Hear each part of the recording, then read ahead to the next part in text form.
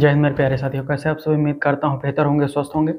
आज के इस वीडियो में हम आपको एक बहुत ही महत्वपूर्ण जानकारी देने वाले हैं। जी हाँ दोस्तों, और यह जानकारी है कि अगर आप लोग ड्राइविंग लाइसेंस नया बनवा रहे हैं या फिर अपने ड्राइविंग लाइसेंस को रिन्यूएबल करवा रहे हैं और यदि आपकी उम्र 40 साल पार हो चुकी है तो आपको ध्यान से इस नियम के बारे में पूर्ण जानकारी होनी चाहिए। इसलिए इस वीडियो को शुरू से लेकर अंत तक ध्यानपूर्वक जरूर देखिएगा।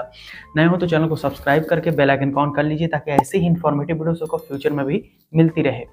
तो भाई और बहनों, आप सभी को मैं ये जानकारी देना चाहता हूं कि अगर आपकी उम्र 40 वर्ष से ज़्यादा हो गई है तो आप सभी के लिए एक नया रूल जो है वो लागू है और बहुत सारे लोग इस विषय पर उनको जानकारी नहीं है, तो मैं जानकारी देना चाहता हूं। तो यह नियम कुछ इस प्रकार से काम करता है कि अगर आप लोगों की उम्र 40 वर्ष पार कर चुके हैं और लर्निंग और परमानेंट ड्राइविंग लाइसेंस बनवाने के लिए जा रहे हैं, या फिर लर्निंग है या फिर परमानेंट है, दोनों के लिए, तो आपको एक अतिरिक्त दस्तावेज की जरूरत पड़ेगी जो कि है मेडिकल सर्टिफिकेट। जी हाँ दोस्तों, फॉर्म 1 यहाँ पर फॉर्म 1 आपको देना होगा जो कि 40 प्लस। अगर आपकी उम्र 40 वर्ष से अधिक हो गई है तो आप चाहे नया लर्निंग ड्राइविंग लाइसेंस बनवाएं या फिर आप उसको रिन्यूएबल करवाएं, दोनों ही सिनेरियो में आपको मेडिकल सर्टिफिकेट की आवश्यकता पड़ती है और यह आपको दस्तावेज देना पड़ता है।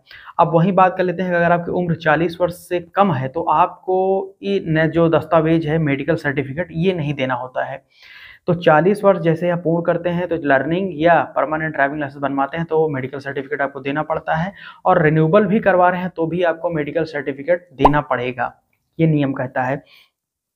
अब यहाँ पर आपको ध्यान ये रखना है कि अगर आप मेडिकल सर्टिफिकेट बनवा रहे हैं तो वो आरटीओ ऑफिस में सीएमओ की ओर से नामित डॉक्टर मौजूद होंगे, वहाँ पर आपका मेडिकल सर्टिफिकेट दोस्तों चेक किया जाएगा। और ये जो प्रमाण पत्र जारी होगा मेडिकल सर्टिफिकेट, ये अथराइज्ड जो आरटीओ के सीएमओ डॉक्टर्स होते हैं उन्हीं के द्वारा ही प्रेस्क्राइब्ड होना चाहिए, उन्हीं के द्वारा ये ऑफिशियली वेरीफाइड एमबीबीएस डॉक्टर से ही होना चाहिए, और इसकी चेकिंग भी की जाती है आरटीओ में एमबीबीएस डॉक्टरों के द्वारा।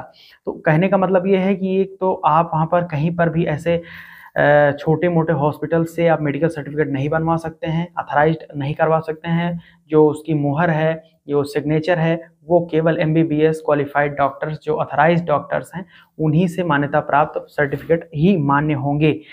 ध्यान में रखिए कि लर्निंग और परमानेंट ड्राइविंग लाइसेंस दोनों के लिए ही अनिवार्य है। और ऐसे लोग जब रिन्यूएबल करवाएंगे डीएल का, यानी कि आपकी एज अगर 40 से ज़्यादा है तो रिन्यूएबल के दरमियान भी आपको ये मेडिकल सर्टिफिकेट दस्तावेज अतिरिक्त देना होता है। और ये आपको अगर नहीं मिल रहा है, फॉर्म 1 और फॉर्म 1A यानी कि सेल्फ डिक्लेरेशन फॉर्म और मेडिकल सर्टिफिकेट, दोनों का ही लिंक मैं अपने व्हाट्सएप में शेयर कर दूंगा। उसको वहाँ से डाउनलोड कर लीजिएगा व्हाट्सएप ग्रुप में और टेलीग्राम ग्रुप में। तो ज्वाइन कर लीजिएगा WhatsApp group, Telegram group description मैंने दे दिया है, जाकर वहाँ से आप ये दोनों सर्टिफिकेट को डाउनलोड कर सकते हैं। अभी मन में कोई डाउट, कोई क्वेश्चन हो driving licence, RTO, permit, fitness, चालान संबंध में, तो नीचे क्वेश्चन करके आप पूछ सकते हैं यूट्यूब कमेंट सेक्शन में।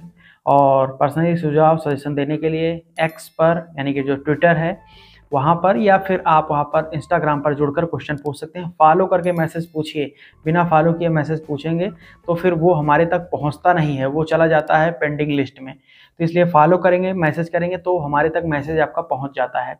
यहाँ तक वीडियो देखने के लिए आपका बहुत बहुत धन्यवाद। अभी तक लाइक शेयर नहीं किया वीडियो को लाइक शेयर करके चैनल सब्सक्राइब कर लीजिएगा। बहुत बहुत धन्यवाद। जय हिंद, वंदे मातरम।